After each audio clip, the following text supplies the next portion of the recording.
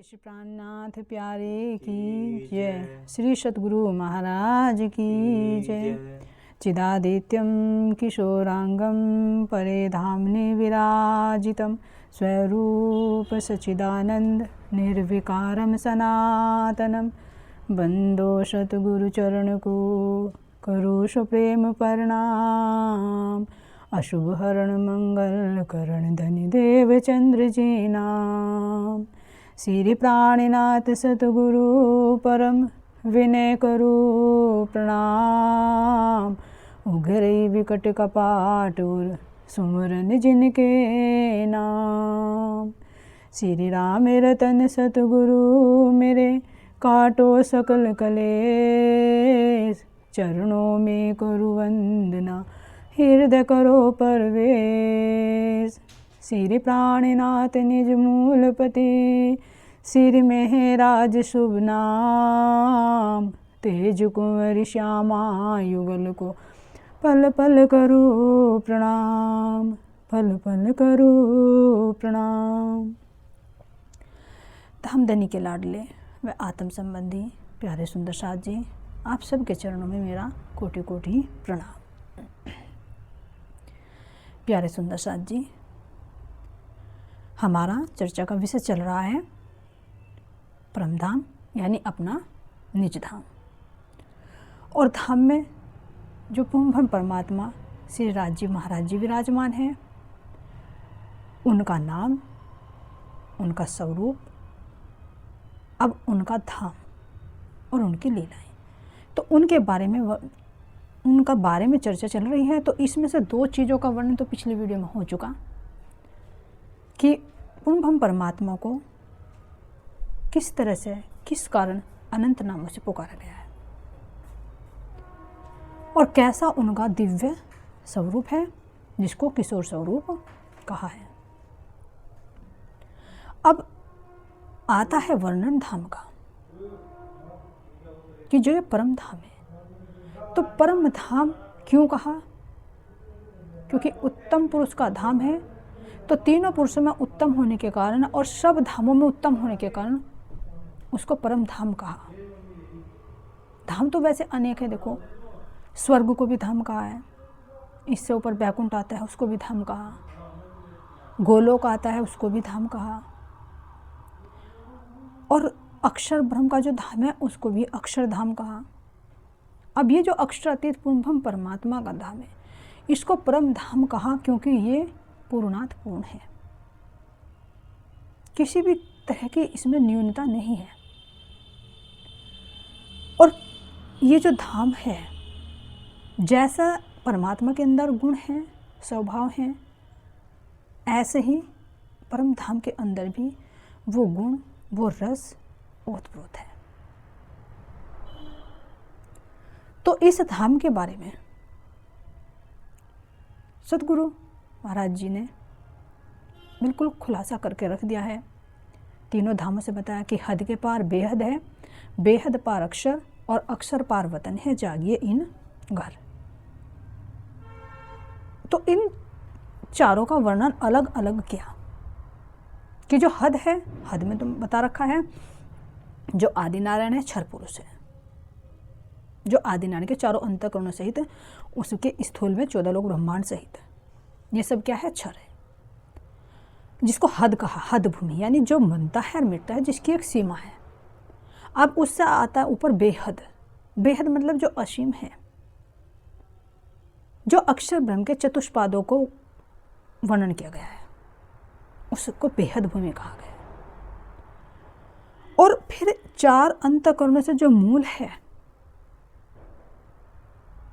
उसे अक्षरधाम, अक्षर ब्रह्म कहा। तो हद के पार बेहद है, बेहद पार अक्षर और अक्षर पार वतन है, जागिए इन घर। तो वतन कौन सा? वतन तो परमधाम, हमारा पूरा परमधाम है, लेकिन जो एक रंग महल के अंदर अक्षरातीत की लीला होती है, चिदानंद की लीला होती है,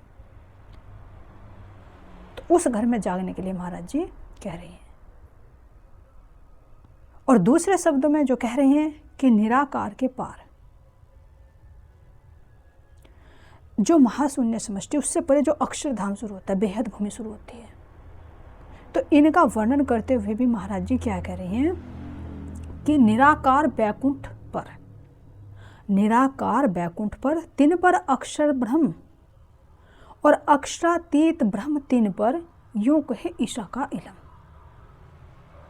कि जो निराकार है, जिस निराकार में से संख्या अक्षर ब्रह्मांड बनते मिटते हैं, कि उस निराकार के पार बैकुंठ है, जो नित्य बैकुंठ है। और तिन पर अक्षर ब्रह्म और अक्षरातीत ब्रह्म तिन पर, यूं कहे ईशा का इलम। तो ये तो महाराज जी ने वर्णन किया है, बाइबल में भी वर्णन किया गया है। और अब देखते हैं जो हमारे शास्त्रों में भी हैं। परमात्मा को परम ज्योति कहा, कि परमात्मा परम ज्योति। फिर परमात्मा परम ज्योति है तो परम धाम कैसा है, कि परमात्मा परम ज्योति, परम धाम परागति, कि वो परम धाम जो है उसमें जाकर परम गति है। सर्व वेदांत सारोहम, सब शास्त्र सुनिश्चितम, कि सर्व वेदांत, सबका सार ये है, सर्व शास्त्र सुनिश्चितम, और सब शास्त्रों ने सुनिश्चित किया है कि एक पूर्ण ब्रह्म परमात्मा है और उसका नित्य शाश्वत नूरी धाम है, जिसको परम धाम कहा गया है। तो ये शास्त्रों में जो लिखवाई गई साक्षी, ये भी पूर्ण ब्रह्म परमात्मा ने ही लिखवाई है, जबकि लिखने वालों को भी नहीं पता कि मैं ये वर्णन कर रहा हूँ तो कहाँ का कर रहा हूँ। जैसे श्रीमद् गीता के अंदर आता है, जो श्रीमद् भागवत गीता है, उसमें जो अर्जुन और श्री कृष्ण जी का संवाद है, तो उसमें जब श्री कृष्ण भगवान गीता जी का उपदेश देते हैं तो उसमें 3 पुरुषों का वर्णन बताते हैं, कि एक क्षर पुरुष, एक अक्षर पुरुष और तीसरा उत्तम पुरुष। तो इसी तरह से धामों का भी वर्णन किया है। जब श्री कृष्ण जी अर्जुन जी को गीता जी का उपदेश दे रहे थे, तो उस समय राज जी महाराज जी के हुक्म ने ही उनके माध्यम से श्रीमद् भागवत गीता के अंदर ये साक्षी लिखवाई, क्योंकि पूर्ण ब्रह्म परमात्मा ने अपनी आत्माओं को पहले ही कह दिया था कि मैंने तुम्हारे लिए भांति भांति की निशानियाँ वेद शास्त्रों में भेज दी है। जब तुम इस ब्रह्मांड में जाओगे तो तुम्हें पता चलेगा उनका, और तुमसे ही वे रहस्य खुलेंगे। तो जो श्री कृष्ण जी ने जब उपदेश दिया श्री अर्जुन जी को, और देने के बाद में वे युद्ध के लिए भी तैयार हो गए, और युद्ध से जब तैयार हुए, युद्ध हुआ, उसके बाद भी उसके बारे में पूछते हैं कि आपने जो मुझे वर्णन करके बताया था, कि जो उत्तम पुरुष भी बताया है, और एक ये भी बताया था कि वो मेरा दिव्य धाम कौन सा है।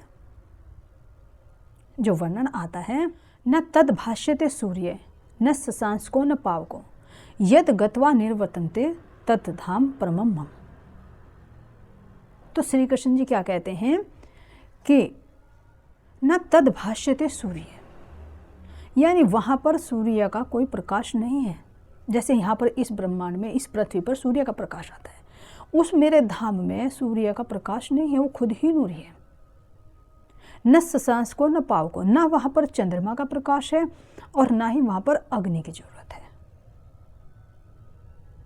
यद गत्वा निर्वर्तन्ते, जहाँ पर जाने के बाद वापस नहीं आ पाता जीव, तत् धाम परमम मम, वह मेरा परम धाम है, सर्वश्रेष्ठ धाम है। तो जब श्री कृष्ण जी ने गीता का उपदेश महाभारत के समय दिया, तो अर्जुन जी युद्ध के बाद में फिर उनसे पूछते हैं कि जब मेरा थोड़ा मन विचलित था, युद्ध क्षेत्र में था, तो अब मुझे दोबारा से वो बताइए। तो उस समय श्री कृष्ण जी उनको बता नहीं पाते। तो क्यों नहीं बता पाए? क्योंकि उस समय जो वर्णन कराया गया था वो राज्य के हुक्म ने कराया था। तो जब राज्य महाराज जी के हुक्म से, अक्षर ब्रह्म के माध्यम से यहाँ पर जो ज्ञान प्रकट कराया गया, तो जब आवेश से युक्त होते हैं तो उसका वर्णन कर देते हैं, लेकिन जब आवेश हट जाता है तो फिर बाद में यहाँ की बुद्धि उसका वर्णन नहीं कर पाती। ऐसा ही प्रसंग जब सुखदेव मुनि जी श्रीमद् भागवत कथा सुना रहे थे राजा परीक्षित को, और जब उन्होंने प्रश्न पूछा तो बीच में वो जोश चला गया। तो तब क्या कहते हैं सुखदेव मुनि जी भी कि तू राजा और मैं जोगी भैया, कहने वाला कह के गया। तो वो रास का वर्णन बीच में ही रह गया। तो इसी तरह से हमारे वेदों में, शास्त्रों में, कुरान में, भागवत में, हर ग्रंथ में उस परम धाम की साक्षी है, लेकिन बिना तारतम्य के, बिना जागृति बुद्धि के जब तक परमात्मा खुद आकर उन्होंने प्रकट नहीं किया तब तक उस परम धाम का तो लियो कि हाँ परम धाम है, परमात्मा है, लेकिन उसको घटित यहीं पर कर दिया, क्योंकि वहाँ तक जब दृष्टि ही नहीं जाती तो कैसे वर्णन करते।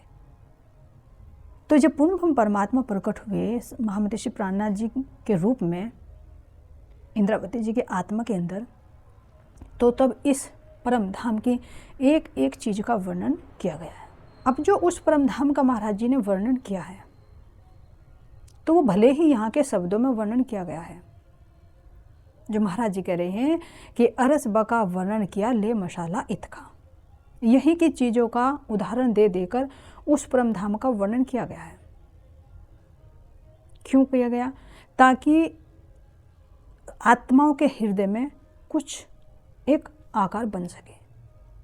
नहीं तो अगर कोई आकृति, कोई आकार नहीं बनेगा, कोई आधार नहीं बनेगा, तो फिर कैसे उसका वर्णन किया जाए। परम धाम अपने में पूर्णार्थपूर्ण है, असीम है, लेकिन फिर भी महाराज जी ने यहाँ के शब्दों में वर्णन किया गया है, जो कह रही हैं कि अरशमता अपार है, दिल में ना आवे बिना सुमार, ताथे लाऊं हिसाब में जो रूह सो करे विचार। कि जो मेरी आत्मा यहाँ पर आई हैं उनको जो परम धाम का वर्णन करना है तो कुछ उनके दिल में आ सके, इसलिए मैं उस परम धाम को यहाँ के हिसाब में लाकर वर्णन कर रहा हूँ। नहीं तो वो क्या है? शब्दातीत है, अक्षरातीत है, शब्द से भी परे अक्षर, अक्षर से भी परे अक्षरातीत है, जिसका शब्दों में वर्णन नहीं किया जा सकता। तो वर्णन करते समय शब्द तो यहीं के पकड़े गए हैं, लेकिन परम धाम में भी वो चीज़ है, लेकिन क्या है? वे सब नूरी है।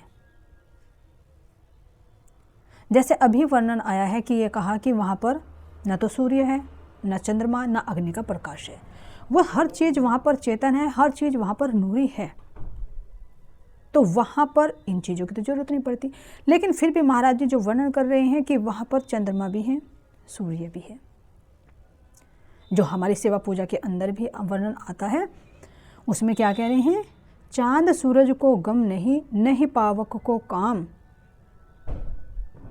पहुँचे सो आवे नहीं, सोई मुकुंद निज धाम। तो मुकुंद दास जी इसमें क्या कह रहे हैं कि वहाँ पर ना तो चंद्रमा है, यहाँ के चंद्रमा की पहुँच नहीं है, ना यहाँ के सूर्य की पहुँच है, और वो ऐसा धाम है जहाँ पर पहुँचकर वापस नहीं आ जाता। फिर अब दूसरे उसमें देखते हैं तो महाराज जी वहाँ पर कह रहे हैं कि वहाँ पर चंद्रमा भी है, सूर्य भी है, नक्षत्र भी है, जिमी भी है, आकाश भी है, 5 तत्व भी हैं। तो ये फिर कैसे है? तो ये वहीं की स्थिति से सब नूरमयी है। जो पूर्ण परमात्मा है उनके हृदय का जो निकलता हुआ प्रकाश है, वो प्रकाश ही अनंत रूपों में विभक्त हो जाता है। तभी तो वे सब क्या है? नूरी हैं, चेतन है। वहाँ की हर चीज़ चेतन है, क्योंकि सत, चिद और आनंद, सच्चिदानंद ओतप्रोत है। तो महाराज जी जो वर्णन कर रहे हैं कि वहाँ का चंद्रमा है, जो सूर्य है, तो वो कैसा है? वो भी धाम धनी की हजूरी में है। चांद सूरज सब धनी की हजूरी, क्या कहूँ ताको नूर। यानी जो चांद भी है, सूर्य भी है, वो धाम धनी की हजूरी यानी सेवा के लिए है, और धाम धनी के ही प्रकाश से प्रकाशित है। तो उनके नूर का मैं क्या वर्णन करूं? और वहाँ पर सब चीज़ क्या है? सत्य है, सद, चिद और आनंद। इन तीनों गुणों से ओतप्रोत है पूरा परमधाम। है तो इसके अंदर 9 गुण, लेकिन सच्चिदानंद को डिफाइन करने के लिए इन 3 गुणों का विभाजन ज़्यादा किया गया है। तो चांद सूरज का वर्णन करते हुए महाराज जी क्या कह रहे हैं कि सत चांद सत सूर, हिसाब बिना सत नूर, सत शोभा सत मंदिर, सत सुख से ज्या अंदर। कि सत ही तो वहाँ पर चांद है, सत्य है, जो कभी न बना न कभी मिटेगा, सत्य है। सत चांद, सत सूर, यानी सत्य ही वहाँ का सूर्य है। और हिसाब बिना सत नूर, उनका जो नूर है वो बिना हिसाब के है, वो भी सत्य ही। अब क्या करें? सत शोभा सत मंदिर, वहाँ की जो शोभा है, सुंदरता है, वो भी सत्य है। जो वहाँ के मंदिर हैं वे भी सत्य हैं। और क्या कह रहे हैं? सत सुख से जा अंदर, जो वहाँ की सेज्या है, सेज्या का जो सुख मिलता है वो भी कैसा है, सत्य है। सेज को भी सुख मिलता है और जो उस पर आत्माएं विराजमान होती है उनको भी सुख मिलता है। तो सब चीज़ क्या है वहाँ पर सत्य है। तो क्या कह रहे हैं, सत जिमी सतवन, सत्य ही वहाँ की वो परमधाम की जिमी है। और उस जिमी पर खड़े होने वाले वन, वृक्ष, वनस्पति सब क्या है, वो भी सत्य ही है। सत जिमी सत वन, सुख खुशबोए सत पवन, और सत्य ही वहाँ पर पवन बहती है, सत्य ही वहाँ की वो खुशबू है। लहरे लेवे सत जल, जो वहाँ का सत्य जल है उसके अंदर भी अनंत लहरें उठती हैं। सत आकाश निर्मल, और वहाँ का जो आकाश है वो भी निर्मल है। तो वो जितनी भी चीज़ों का वर्णन कर रहे हैं महाराज जी इसके अंदर, तो पूरे ब्रह्मधाम में क्या है, सत है, चिद है और आनंद है। और इसके साथ में और इनके 9 गुण और है, जो 9 गुणों का विस्तार इसके अंदर चलता है, लेकिन 3 का विशेष वर्णन किया गया। तो अब इसको देखते हैं, जो परमधाम की शोभा का महाराज जी ने वर्णन किया है कि वहाँ पर नूर है, हर चीज़ में प्रकाश है, कोई वहाँ पर अंधकार नहीं है। तो जब हर चीज़ स्वतः ही प्रकाशित है तो किसी प्रकाश की क्या जरूरत पड़ेगी वहाँ पर। हर चीज़ वहाँ का, चाहे जिमी का कण है, चाहे वहाँ का पेड़ पौधा है, फूल है, सब चेतन है। जो महाराज जी कह रहे हैं कि चेतन कहावे झूठी जिमी, सो सब जड़ तू जान, और थिर कहावे जो अरस में चेतन सदा परमान। कि इस झूठी जिमी के अंदर जितनी भी चीज़ कही जा रही है कि जड़ चेतन है, तो उन सबको तू जड़ जान। यानी जैसे हर चीज़ चेतन है, वनस्पति चेतन है, मनुष्य, जानवर, पशु पक्षी सब क्या कह रहे हैं, चेतन कह रहे हैं। लेकिन वो जो नारायण है, नारायण भी सौपन का बना हुआ है और सौपन के आभास का ये जीव है, तो ये भी चेतन भी तो क्या कह रहे हैं, जड़ है, मिटने वाला है। तो क्या कह रहे हैं कि चेतन कहावे झूठी जिमी, सो सब जड़ तू जान, और थिर कहावे अरस में चेतन सदा परमान। जो परम धाम में जो चीज़ स्थिर कही जा रही है, यानी स्थिर कही जा रही है, जैसे वहाँ के पहाड़ों का वर्णन है, तो उन सबको भी तू चेतन जान, क्योंकि वे क्रिया करते हैं, बोलते हैं, हर आभास करते हैं, अपने धनी को सजदा करते हैं, जिनका वर्णन आगे 25 पक्षों के रूप में किया जाएगा। तो वहाँ की हर चीज़ सत है, चिद है और आनंद से भरपूर है। क्योंकि आनंद कब आता है, जब कोई क्रिया होती है। तो जब चेतन है तो क्रिया करेगा, जैसे हम हैं, चेतन है, इसके अंदर क्रिया करता है तभी तो सुख दुख की अनुभूति होती है। अगर कोई क्रिया ना करे तो क्या सुख की अनुभूति होगी। तो इसी तरह से जब वो चेतन है, वहाँ पर हर चीज़ चेतन है, तो हर चीज़ क्रिया करती है। तो जो क्रिया करती है तो उसमें से सुख और दुख प्राप्त नहीं होता है, आनंद प्राप्त होता है। तो इसलिए उस भूमि को क्या कहा है, सत चिद और आनंद, सच्चिदानंद। तो जो गुण परमात्मा के अंदर है वही गुण उनके धाम के अंदर है, वही गुण पर आत्म के अंदर है और वही गुण आत्म के अंदर मौजूद है। तो उस परम धाम का वर्णन करने के लिए राज्य महाराज जी ने कुछ संकेतों को पकड़ा कि उनको समझने के लिए परम धाम के जो बेसुमार है, उस बेसुमार को सुमार में लाने के लिए कुछ आधार है। तो उस आधार को बिना समझे तो उसका वर्णन नहीं किया जा सकता। कि अगर ये कह दे कि भाई वो कुछ भी नहीं है, मान लो कुछ आकार ही नहीं है, निराकार कह दे, तो किसका ध्यान करोगे। तो इसलिए सतगुरु महाराज जी ने राज्य महाराज जी के हुक्म से, क्योंकि ये साक्षात क्या है, जो परम धाम का जो वर्णन हुआ है, साक्षात ये धामधनी ने, राज्य महाराज जी ने, पूर्वम परमात्मा ने ही इंद्रावती जी के धाम हृदय में बैठकर वर्णन कराया।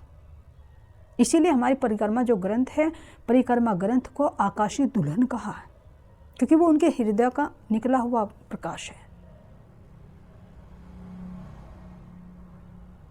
तो ये यहाँ की जुबान से वर्णन नहीं किया गया, ये तो साक्षात श्यामा जी की रचना और मेरे धामधनी की रचना से निकला हुआ प्रकाश है, जो अब तक यहाँ पर किसी ने परमधाम तो कहा, लेकिन परमधाम का वर्णन नहीं बताया कि वो परमधाम है तो कैसा है।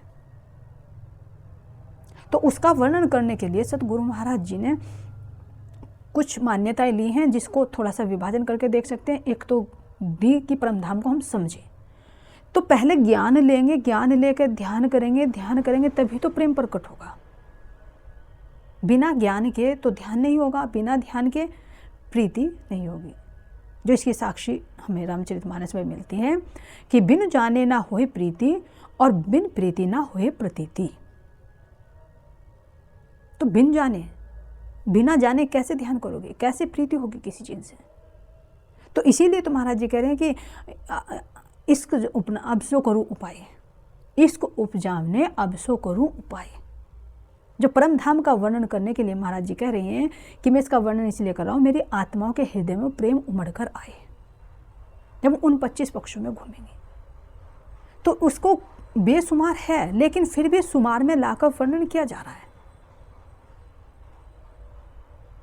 जैसे सबसे पहले तो क्या देखते हैं परम धाम को, जबकि शब्दातीत है लेकिन फिर भी संख्या का एक आधार लेना पड़ता है।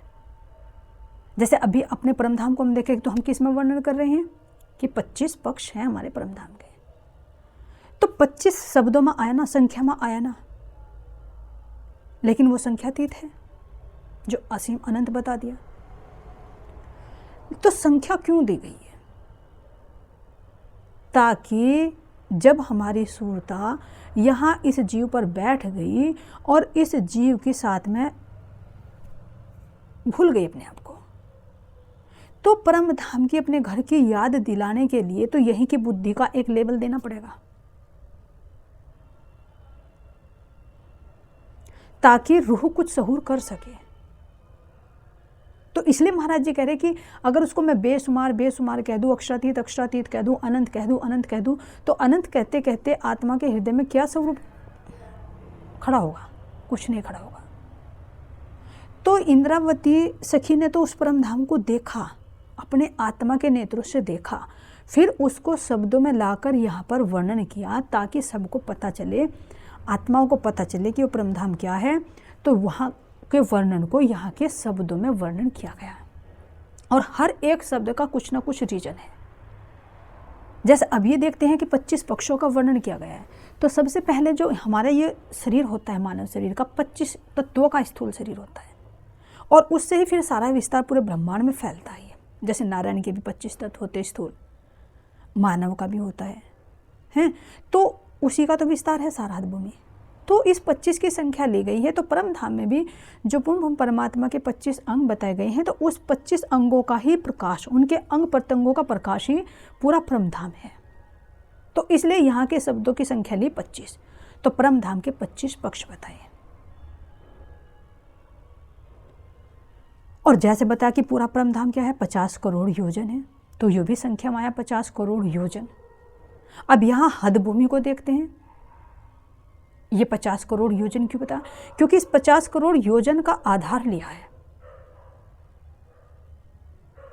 हद भूमि में जैसे वर्णन किया गया है कि जो मध्य में वो जम्बूद्वीप है, जम्बूद्वीप के चारों तरफ 7 समुद्र और 7 द्वीप हैं, तो वो तो विस्तार हुआ। और फिर ऊंचाई में 7 लोक नीचे और 6 लोक ऊपर।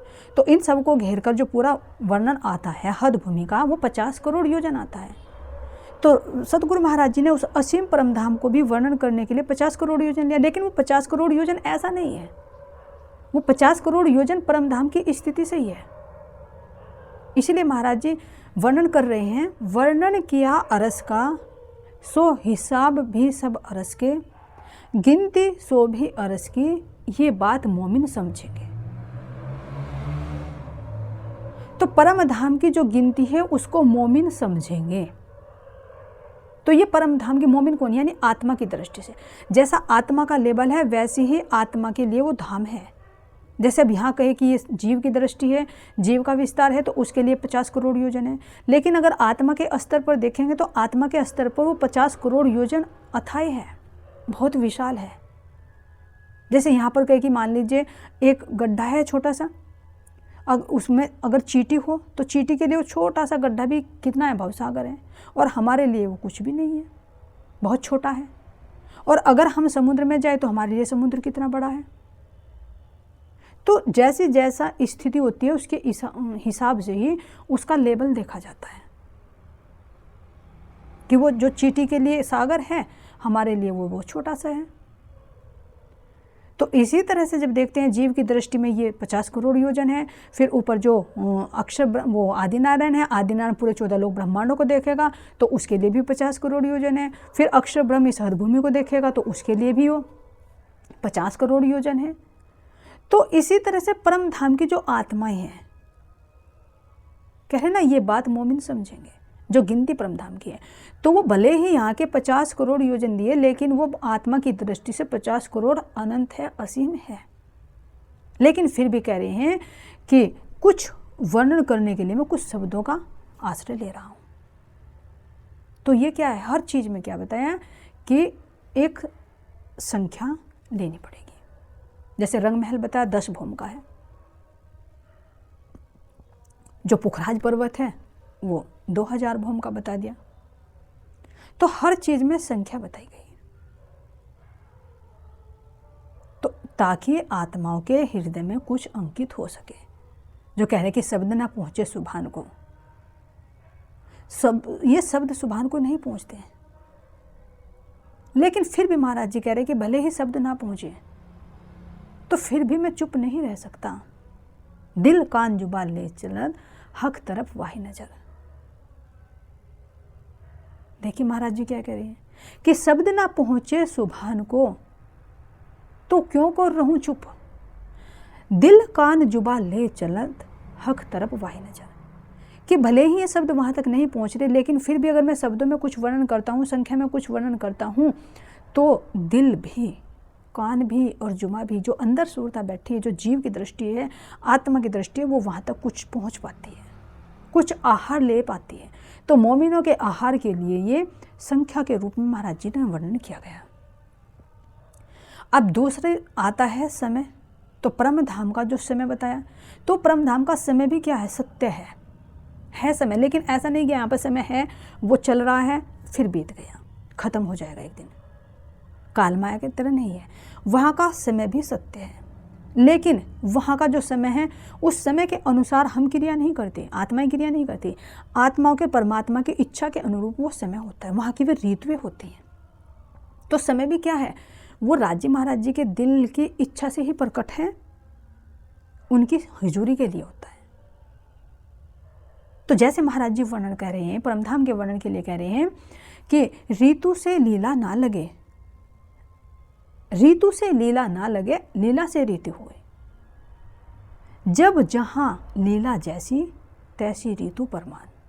कि यहाँ पर देखते हैं कि यहाँ पे मान लीजिए गर्मी का मौसम है तो उस तरह की लीलाएं होंगी, सर्दी का मौसम आए तो सर्दी के हिसाब से लीलाएं होंगी, बरसात का मौसम आए तो बरसात के अनुसार होगी। लेकिन परमधाम में इसके विपरीत है।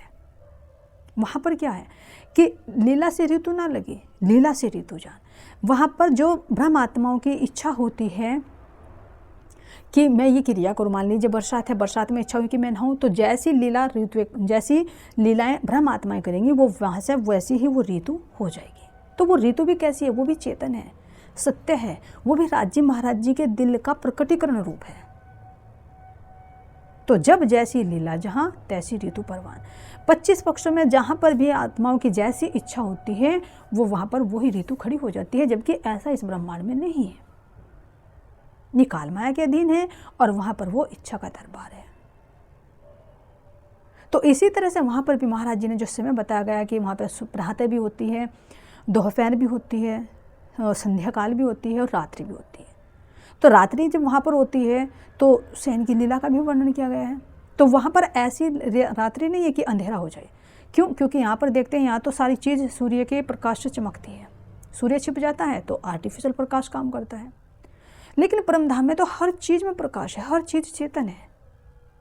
तो वो जो रात्रि है वो ऐसी रात्रि नहीं, वो रात्रि भी राज्य महाराज जी की इच्छा से ही प्रकट होती है, उनकी एक लीला का एक भाग है वो। लेकिन फिर भी उसको शब्दों में यहाँ पर समय में बांधकर उसको वर्णन किया गया है। अब तीसरा जो वर्णन आता है कि वहाँ पर एक रूप है, अद्वैत है, लेकिन फिर भी 25 पक्षों में जो वर्णन किया गया है, तो 25 पक्षों में जो 25 पक्ष हैं, पता है 25, लेकिन 25 के अंदर भी बहुत सारे हैं छोटे छोटे अलग, जिसका वर्णन आगे किया जाएगा। तो वहाँ पर हर का एक अपना अलग स्वरूप है, एक होते हुए भी। जैसे राज्य हैं, राज्य से श्यामा जी प्रकट हुई तो श्यामा जी स्त्रीलिंग में दिखा दी, फिर उनसे 12,000 ब्रह्मात्माएं बनी, उनके रूप दिखा दिए। फिर जो 25 पक्षों में आते हैं कि हमारा रंग महल है तो वो 10 भौम का दिखाया, गिनती भी आ गई और स्वरूप भी अलग आ गया। फिर श्री जमुना जी को देखेंगे तो उसका स्वरूप अलग आ गया, हौज कौसर को देखते हैं उसका स्वरूप अलग आ गया, मानिक पहाड़ को देखते हैं उसका स्वरूप अलग आ गया, 24 सांस के महल को देखते हैं उसका स्वरूप अलग आया, सागरों को देखते हैं, जवाहरातों की नहरों को देखते हैं, मानिक पहाड़ को देखते हैं, तो सबकी आकृति स्वरूप अलग अलग वर्णन किया गया है। क्यों? ताकि आत्माओं को हर पल एक नया आनंद प्राप्त हो। है एक ही लेकिन वही अनंत रूपों में। जैसे यहाँ पर थोड़ा सा उदाहरण देके बताएं, मान लीजिए अगर दूध है तो एक ही वस्तु, लेकिन उसी दूध से क्या करोगे, तुम चाय भी बना सकते हो, उसी दूध से मट्ठा भी बनता है, उसी दूध से घी भी बनता है, उसी दूध से मावा निकलकर अनंत तरह की मिठाइयाँ बन जाती हैं। मूल में तो एक दूध है लेकिन उससे कितनी चीज़ें बन जाती हैं। चना है, चने से तुम दाल बना सकते हो, उससे तुम बेसन बना सकते हो, उस बेसन से तुम पकौड़ी बना सकते हो, उस बेसन से तुम हलवा बना सकते हो, उस बेसन से तुम लड्डू बना सकते हो, उस बेसन से तुम कढ़ी बना सकते हो। है एक ही चीज़ मूल में, लेकिन वो अनंत रूप ले लेती है। तो जब ऐसे मिटने वाले में ऐसा है तो वो तो दिव्य चेतन परम धाम है, तो वो एक होते हुए भी अपने आप को अनंत रूपों में प्रकट करता है। जबकि है वो बनना मिटना नहीं है, अनंत रूप है वहाँ पर, और अनंत होते हुए भी अद्वैत है। तो अलग अलग स्वरूपों का वर्णन करके महाराज जी ने यहाँ पर वर्णन किया है उस परम धाम का। अब जो चौथा देखते हैं तो वहाँ पर रंग भी बताइए। तो रंग क्या है? एक वो नूर है, लेकिन नूर के अंदर ही सारे रंग हैं। जैसे अब जमुना जी है तो जमुना जी की पाल कैसी बताई? हीरे की बताई, सफ़ेद है। जो हमारा रंग महल है उसके अंदर तो सारे रंग है, लेकिन एक लाल विशेष बताया। उसके सामने चांदनी चौक है, चांदनी चौक में जो 2 वृक्ष बताए, एक लाल और एक हरा, तो 2 रंग हुए। पुखराज पर्वत है वो पीले रंग का बताया, मानिक पहाड़ है वो लाल रंग का बताया। और फिर देखते हैं हमारे जो 8 सागर हैं, 8 सागरों में तो अलग अलग रंग है। तो वहाँ पर एक रंग होते हुए भी अनंत रंग है।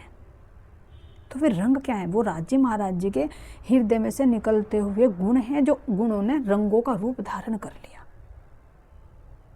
वो सब अद्वैत की भूमि है, अंदर अनुभूति की लीला है, जिसको यहाँ की बुद्धि से नहीं समझा सकता। इसीलिए महाराज जी ने वर्णन करने से पहले परमधाम का जो वर्णन किया है, उससे पहले कह दिया महाराज जी ने कि दुनि द्वैत जुबा छोड़कर जुबा अकल कहूँ और, दुनि द्वैत जुबा छोड़कर जुबा अकल कहूँ और, कलाम कहूँ अर्श अजीम के श्री मामती जी बैठे इन ठोर। कि इस दुनिया की द्वैत की जुबान को छोड़कर मैं परमधाम की जुबान और अकल से वर्णन कर रहा हूँ।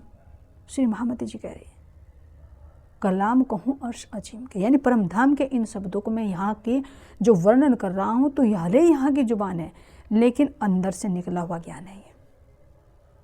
तो जब अंदर में जाएंगे तो तभी उन रंगों का अनुभव होगा।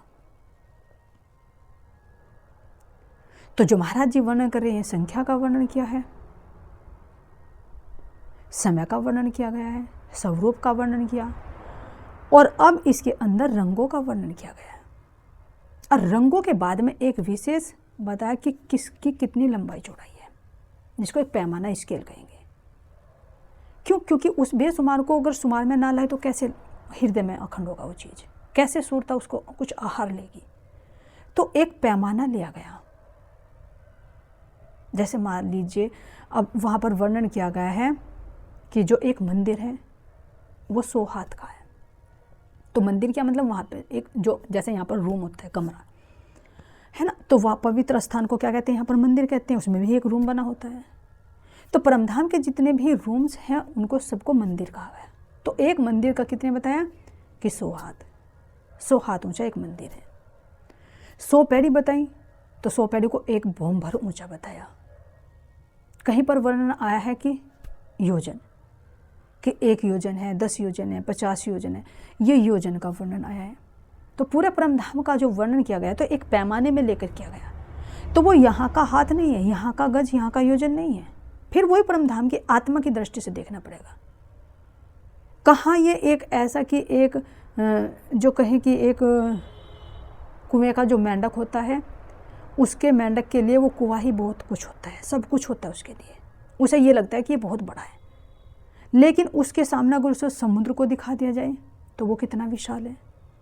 तो इसी तरह से यहाँ पर की दृष्टि से जो पैमाना दिया गया है ये बहुत है, यहाँ की दृष्टि से बहुत छोटा है, और वो आत्मा की दृष्टि से बहुत विशाल है।